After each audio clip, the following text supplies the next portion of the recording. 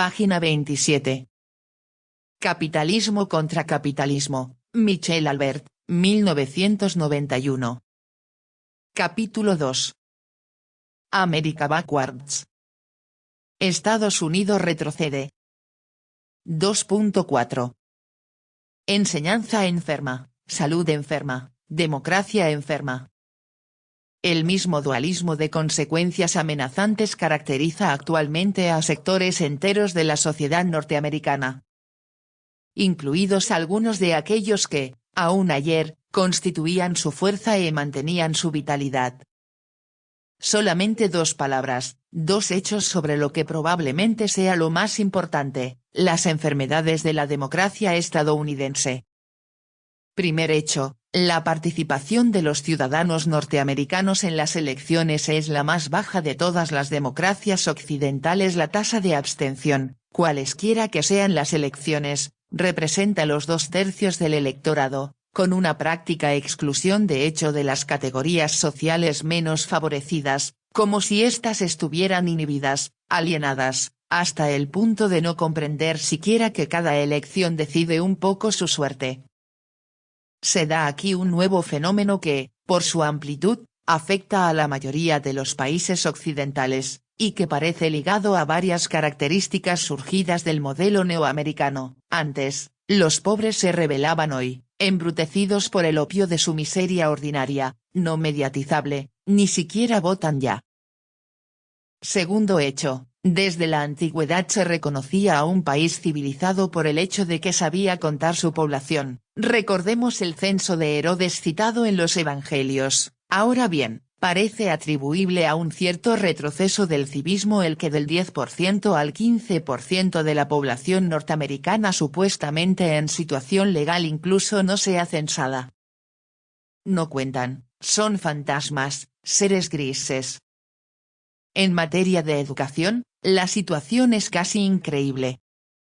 Es cierto que, si se considera solamente la educación terciaria, graduate education, el sistema estadounidense sigue siendo el mejor del mundo. Es en Estados Unidos donde se publica, cada año, más de la tercera parte de los artículos científicos. De 1976 a 1986 Estados Unidos ha duplicado el número de sus investigadores. Seguramente, las grandes universidades norteamericanas que practican una selección rigurosa siguen estando a la altura de su reputación. Disponen, por otra parte, de medios financieros y humanos que todos los países del mundo pueden envidiar a Estados Unidos. Pero este sistema educativo prestigioso y costoso para las familias coexiste, en la enseñanza primaria y secundaria, con un sistema escolar muy mediocre. Encuestas recientes encaminadas a evaluar el grado de conocimientos científicos de los alumnos de 10, 13 y 17 años, han revelado que Estados Unidos se situaba en la última posición entre los países industrializados. Después de los 16 años, la mayoría de los alumnos norteamericanos no siguen ninguna enseñanza científica. Y, en las otras disciplinas, no son casi nada mejores. En geografía, los alumnos de 18 a 24 se clasifican en el último puesto en una muestra de 8 países. Que no nos asombre, en esas condiciones, que el 45% de los estadounidenses adultos se muestre incapaz de situar Centroamérica en un mapa, y que la mayoría de ellos no sepa dónde se encuentran Gran Bretaña, Francia o Japón. En otro terreno, más vital todavía, uno no puede dejar de sorprenderse al enterarse de que el 40% de los jóvenes norteamericanos que ingresan, a los 18 años, en los colegios, reconocen que no saben leer correctamente. ¿En qué país el porcentaje de los analfabetos es más elevado? ¿En Portugal o en el Reino Unido? Respuesta: en el Reino Unido. ¿En Polonia o en Estados Unidos? Respuesta: en Estados Unidos. ¿Cómo es posible? La respuesta no está clara. Las nuevas ideas, según las cuales cuando el mercado marcha bien todo funciona, no explican ya nada. ¿Sí o no? La calidad general de la enseñanza constituye, para cualquier país, un valor en sí mismo.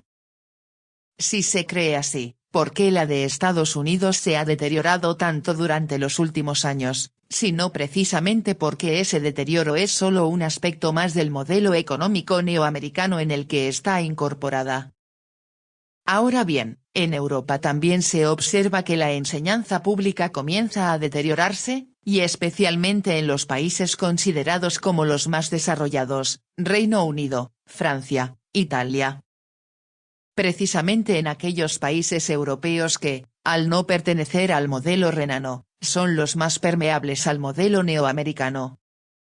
Este dualismo entre una enseñanza de muy alto nivel, reservada a una pequeña minoría, y un sistema primario o secundario en quiebra, distingue en efecto radicalmente a Estados Unidos de países como Japón o Alemania.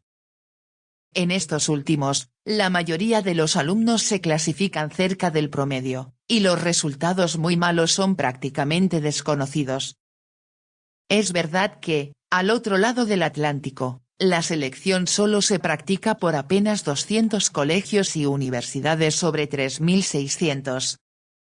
En cuanto al trabajo realizado en casa, todas las encuestas indican que en Estados Unidos rara vez supera 1 hora al día, ante 3 horas de promedio mirando la televisión.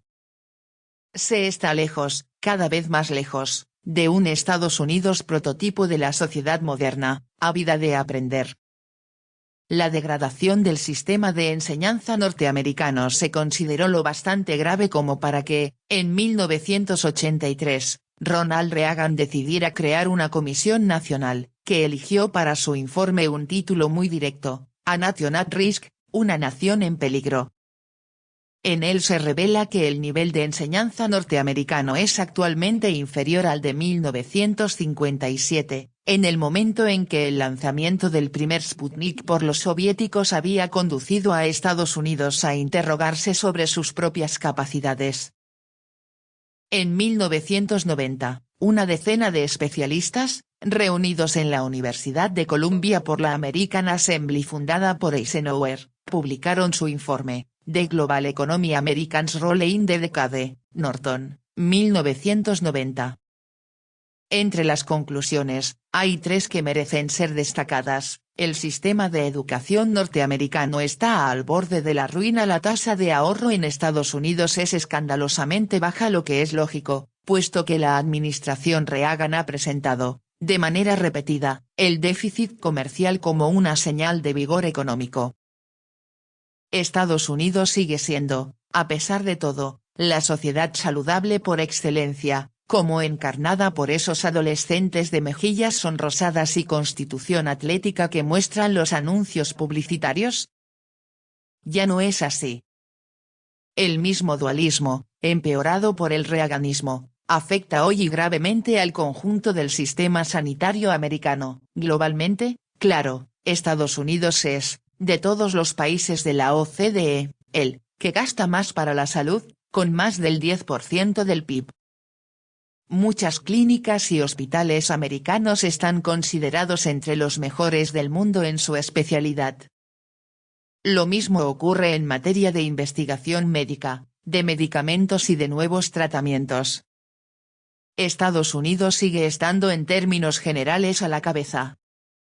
Pero esos logros puntuales no deben hacer olvidar un estado general del sistema bastante más desastroso de lo que cabe imaginarse. Al respecto, algunas estadísticas recientes pueden producir un sobresalto. En cuanto a la mortalidad infantil, Estados Unidos, con una tasa del 10%, el doble de la japonesa, se clasifica actualmente en el 22º lugar del rango mundial. Y la alta mortandad de algunas minorías étnicas no basta para explicar este atraso. Incluso entre los lactantes blancos, en efecto, existe una distancia notable en relación con un buen número de países desarrollados. Respecto a la vacunación, las tasas norteamericanas son, en promedio, inferiores al 40% de las de otros países industrializados, e incluso más bajas que las de algunos países en vías de desarrollo. En cuanto a la tasa de embarazadas entre las adolescentes, de 15 a 19 años, es del 10%, 10 veces más alta que en Japón. Todas estas cifras reflejan la descomposición familiar y la extensión de la pobreza en una sociedad cada vez más atomizada y más dura. Así, Estados Unidos se clasifica actualmente a la cabeza en cuanto al porcentaje de niños menores cuyos padres se divorcian. Por otra parte, una quinta parte de los niños norteamericanos viven por debajo del umbral de la pobreza, y, en 1987, 12 millones de niños no estaban cubiertos por ningún seguro de enfermedad. O sea, un aumento del 14% desde 1981. Es cierto que en Estados Unidos no existe un sistema de asistencia sanitaria generalizada, y que el gasto público en salud, 41%, se sitúa en el nivel más bajo de todos los países de la OCDE. ¿Cuál fue, en este aspecto, la política reaganiana? En nombre de la restauración de las estructuras familiares, se opuso ferozmente a todo sistema de seguridad social. Esta es la razón de que la mitad de los empleados de las PYME no goce de ninguna protección social y, para ellos, el plazo medio de despido sea de 2 días. En cuanto a la reducción drástica de los presupuestos y programas sociales, no hizo más que agravar una situación global que resultaba ya poco envidiable. Hoy, el peor déficit que sufre un Estados Unidos que está, sin embargo, acribillado de deudas, no es un déficit financiero sino social. Un déficit que ninguna caridad o compasión individual es capaz de corregir. Por querer revigorizar demasiado al Estados Unidos de los triunfadores, el equipo de Reagan lo arrojó realmente a la zanja de la historia, la de los perdedores, o simplemente la de los norteamericanos medios. Ya que no se ocupó de lo social, ¿el reaganismo al menos restauró la economía? Ahí. Página 29.